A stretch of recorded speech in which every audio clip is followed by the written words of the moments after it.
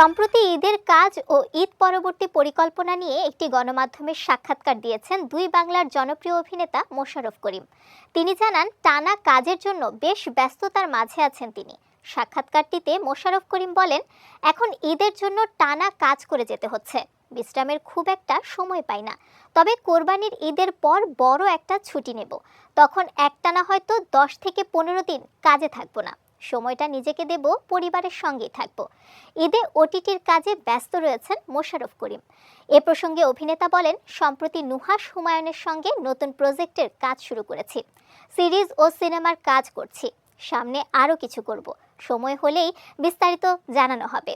মোশাররফ করিম 1999 সালে এক পর্বের অতিথি শিরোনামের একটি নাটকে অভিনয়ের মাধ্যমে ছোট পর্দায় যাত্রা শুরু করেন। এরপর 2004 সালে আমজাদ হোসেন রচিত উপন্যাস অবলম্বনে তৌকির আহমেদ নির্মিত জয়যাত্রা চলচ্চিত্রে অভিনয়ের মাধ্যমে সিনেমা জগতে পা রাখেন মোশাররফ। 2021 সালে টালিউড অভিনেতা ও নির্মাতা ব্রাত্য বসু পরিচালিত ডিকশনারি ছবিতে অভিনয় করে টালিগঞ্জে অভিষেক হয় তার। চলতি বছর মুক্তি পাওয়া একই পরিচালকের হুব্বা চলচ্চিত্রে কাজ করে ব্যাপক প্রশংসা কুড়িয়েছেন এই অভিনেতা।